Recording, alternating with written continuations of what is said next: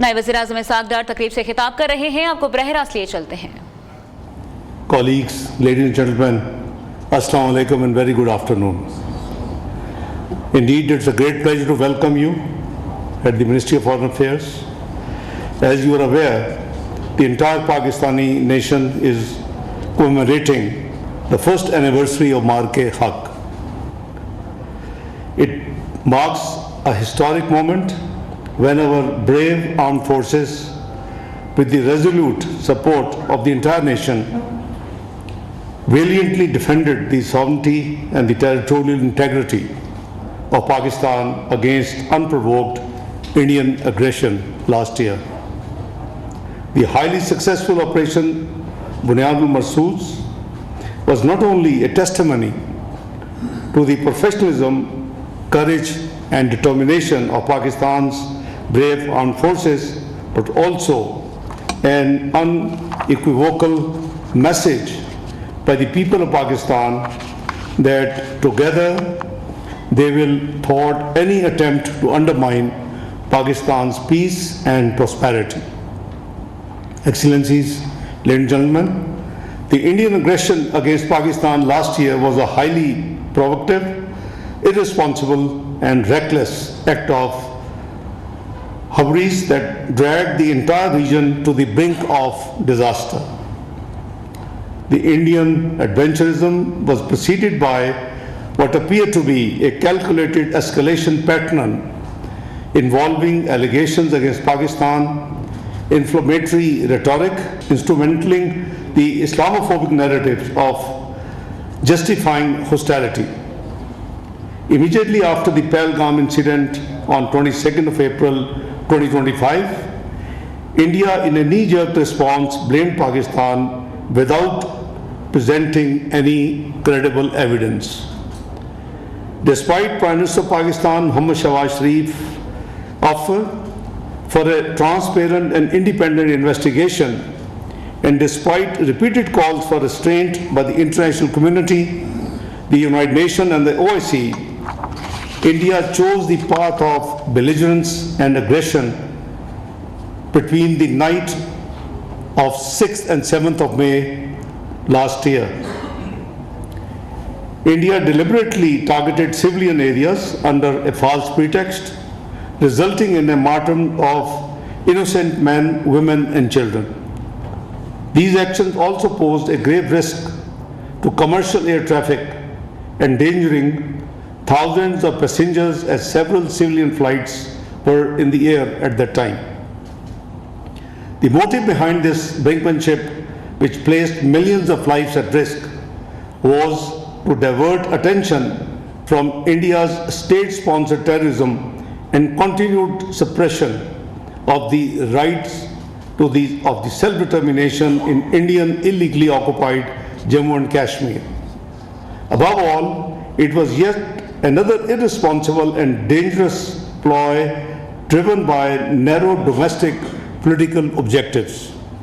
Excellencies, ladies and gentlemen, India failed on all accounts.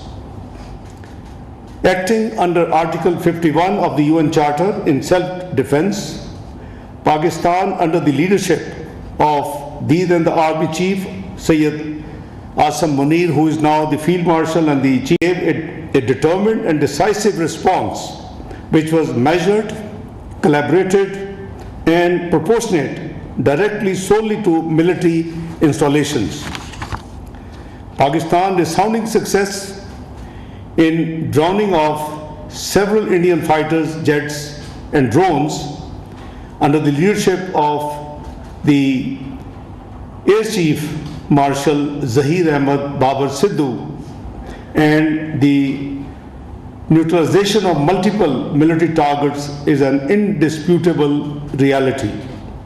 These facts are widely documented and acknowledged and stand as a matter of record beyond the reach of misinformation or propaganda. Pakistan Navy was also alert and ready for any challenge under the leadership of Admiral Naveed Ashraf. Excellencies, ladies and gentlemen, through its resolute response, Pakistan reaffirmed that the only acceptable normal in international relations in respect for the principles enshrined in the UN Charter, including sovereignty, territorial integrity, and political independence. It was also established that the regional peace and stability will not be held hostage to the politics of hatred and division, and that Pakistan will defend every inch of its territory while safeguarding its citizens. We commend the role and efforts of President Trump in helping achieve a ceasefire and in bringing South Asia back from the brink of an unprecedented disaster. We also remain appreciative to the constructive role played by the Kingdom of Saudi Arabia, Turkey, as well as our other friendly countries in the region and beyond. Excellencies, the events of last year once again underscore that the unresolved Jammu and Kashmir dispute continues to undermine peace and security in the entire South Asia. We must ensure renewed and concerted efforts under United Nations auspices to secure a just, lasting, and peaceful resolution of this dispute in accordance with the relevant Security Council resolutions and the aspirations of the Kashmiri people. India's illegal and unilateral decision to hold in abeyance the Indus Water Treaty and its weaponization of water is also a matter of great concern for the international community. The treaty provides no basis for such unilateral actions. India's move undermines a fundamental pillar of regional stability and has serious implications for the peaceful management of shared resources.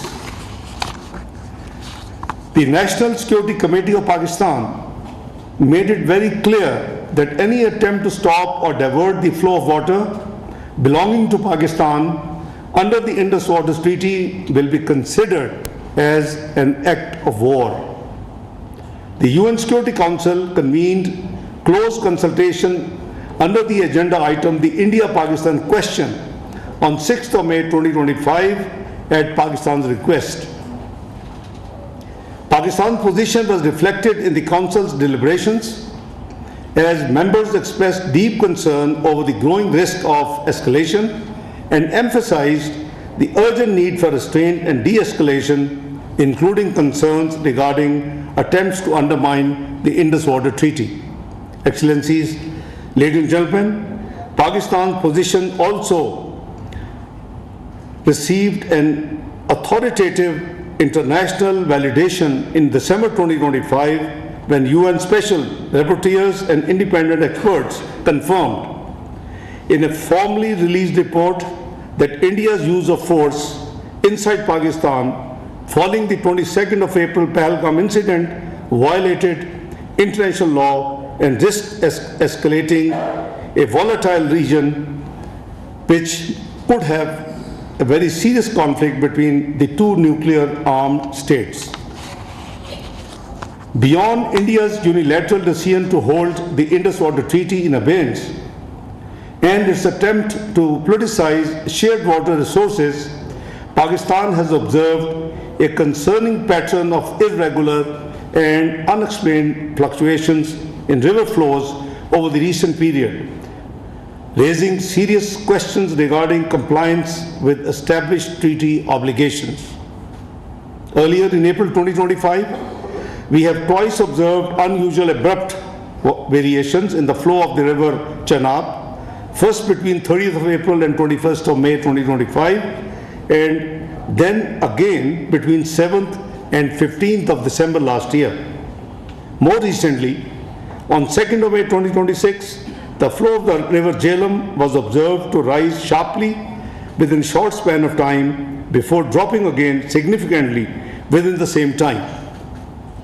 Similarly, during 2nd and 3rd of May 2026, unusual and unexplained variations were recorded in the river Chenab, including a marked decrease in flow during the early hours of 3rd of May 2026, well below expected seasonal levels.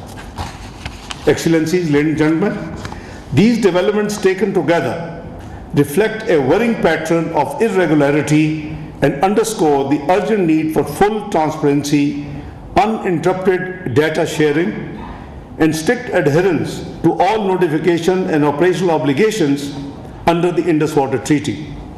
We hope that India will draw the appropriate lessons from the events surrounding its actions and Pakistan's response under Marka-e-Haq. First, any misadventure against Pakistan will be met with full might, resolve, and determination.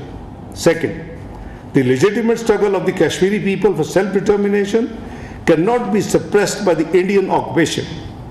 Instead of externalizing blame for its ongoing suppression of Kashmiri people, India must take immediate and meaningful steps towards a just settlement of the Jammu and Kashmir dispute in accordance with relevant UN Security Council resolutions and the aspirations of the Kashmiri people. Third, durable peace in the South Asia can only be built on equality, mutual respect, and peaceful resolution of disputes. India's persistent reliance on unilateralism and jingoism are a threat to regional peace and stability. Excellencies, Pakistan remains a firm believer in the enduring relevance of multilateralism and the peaceful resolutions of all disputes.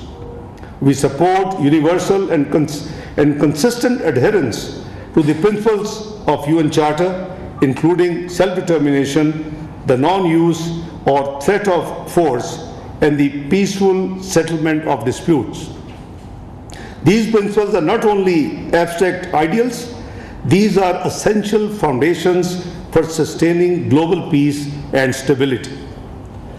Pakistan's current membership of the UN Security Council provided us an important opportunity to advance principled, balanced, and constructive engagement on issues of international peace and security.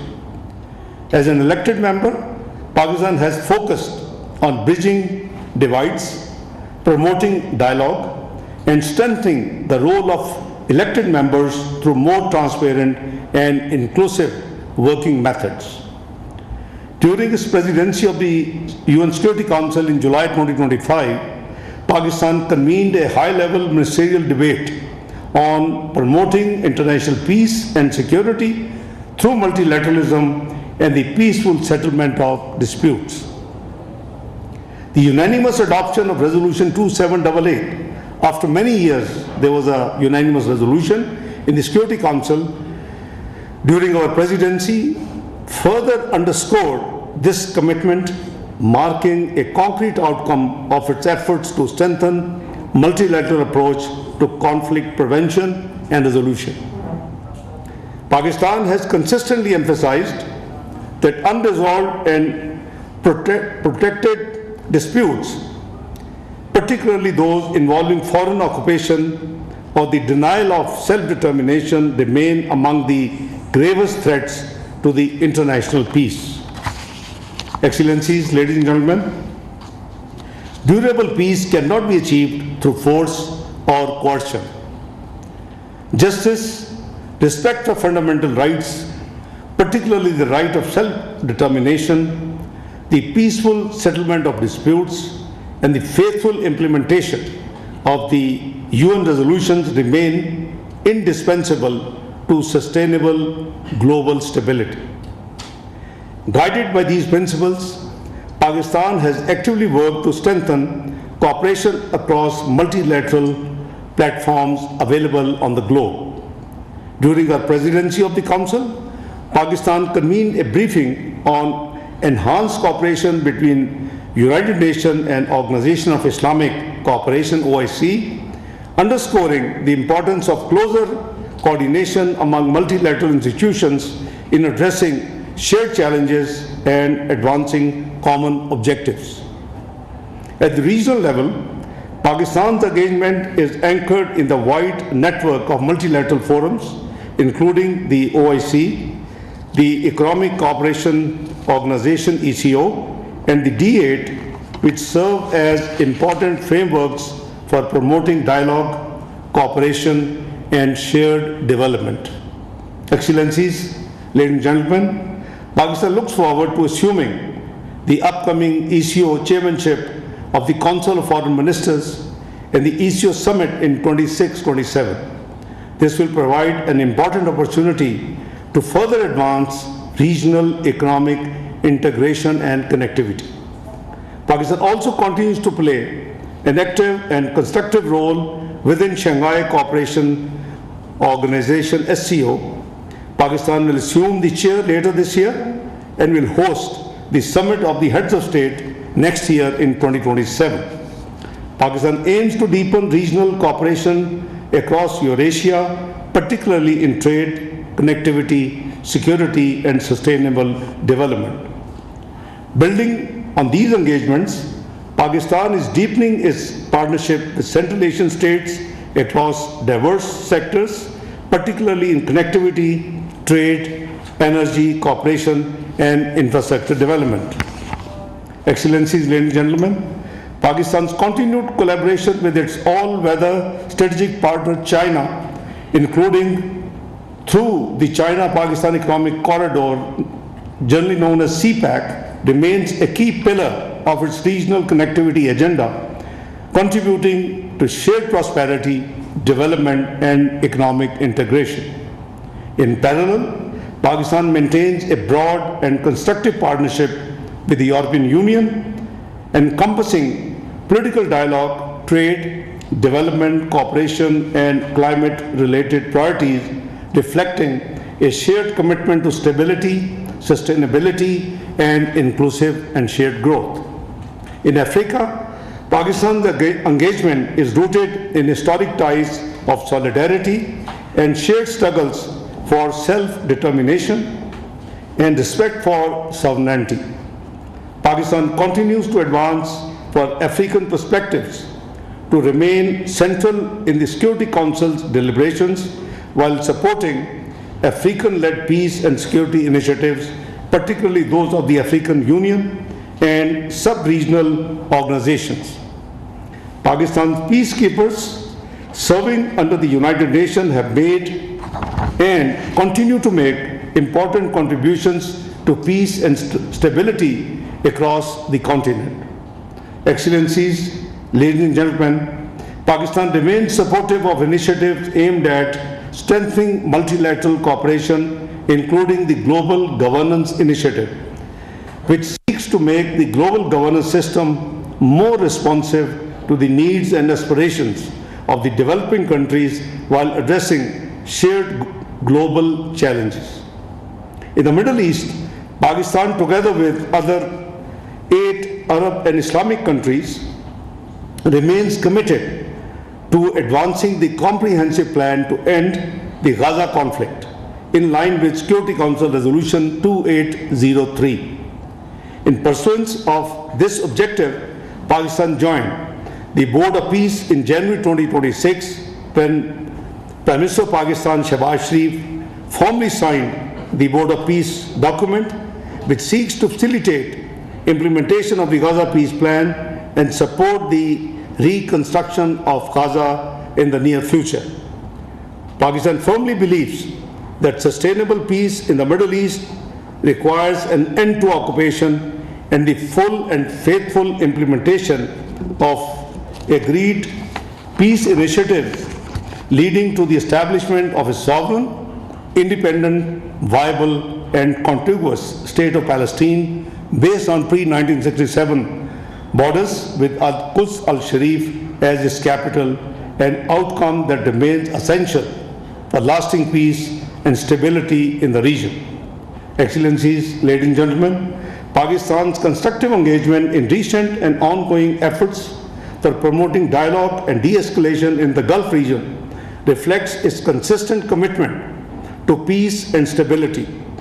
Drawing on its relationship across the region, Pakistan has made efforts to reduce tensions and create space for meaningful engagement among key stakeholders. I can share with you that right from the first day, 28th of February, I was actually traveling when Iran was attacked. Pakistan was the first one to come out, and Foreign Office condemned that attack. Within hours, same day, the attack started on the Gulf countries. We continued to make efforts, and we had no choice but to also condemn those attacks on our friendly and brotherly countries, GCC.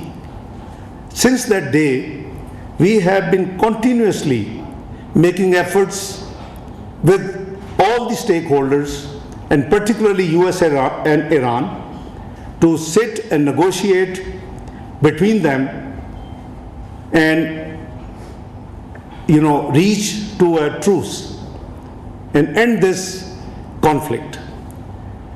As you are all aware, that eventually, after a gap of 47 years, during which the two parties never agreed to sit together and have direct dialogues, Pakistan managed, and Pakistan was able, as a result of its untiring efforts led by Prime Minister Muhammad Shahbaz Sharif and supplemented by Field Marshal Sayyid Asim Munir and the Foreign Office of Pakistan, we managed to get them to hold direct talks after 47 years in this very beautiful city of Islamabad.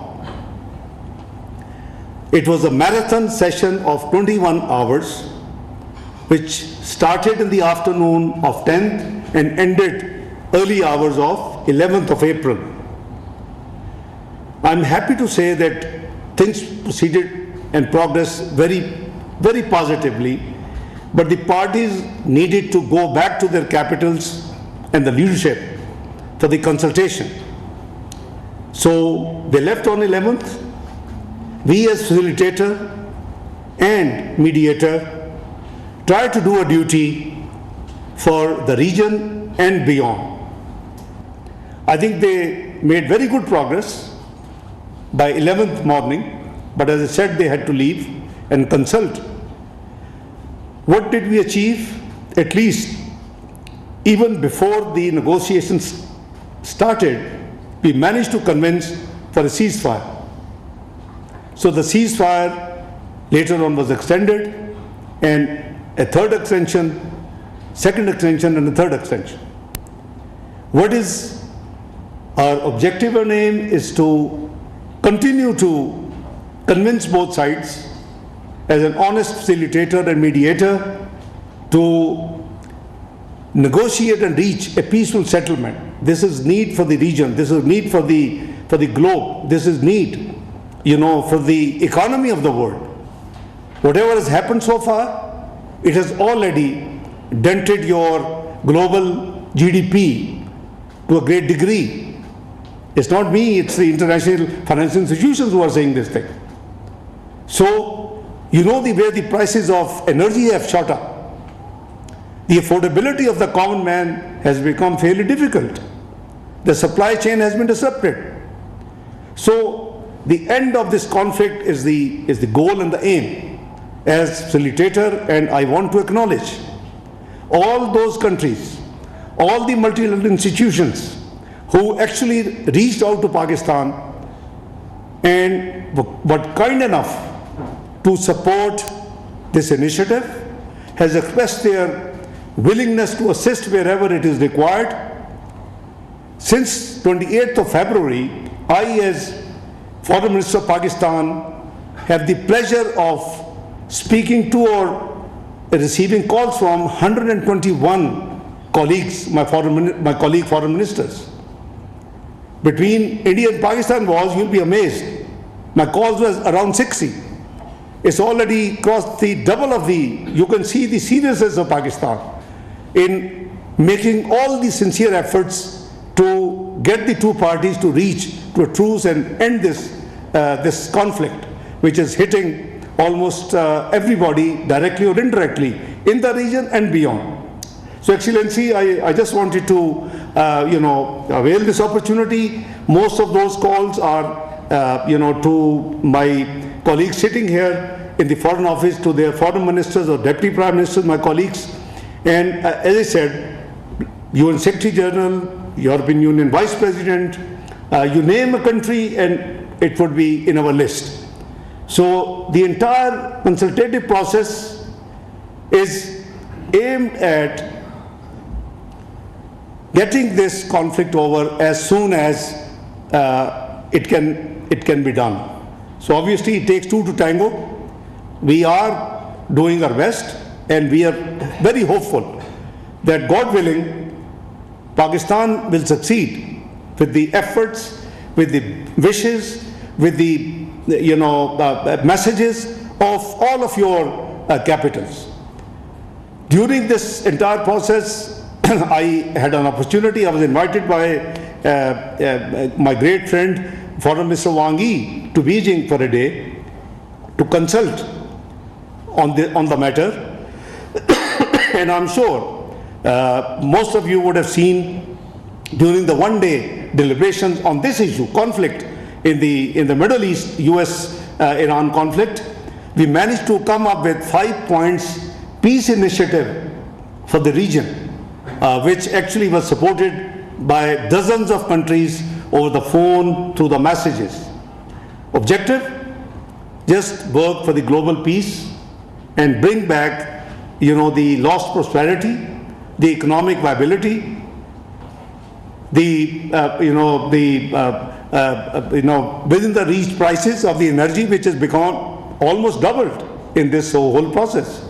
So Pakistan is, I would say, is discharging its duty as a member of the global community to do our best, and we greatly acknowledge, all our friendly countries who have been supporting and encouraging us to continue this effort, whether it is Central Asian states, whether it's South Asia, the West Asia, the Middle East, you name it, the Europe, Americans, everywhere. So from Australia to Canada to everywhere, we have been in touch on regular basis.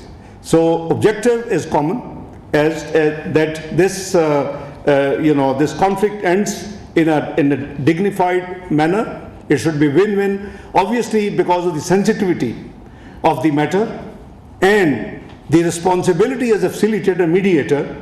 I regret that I cannot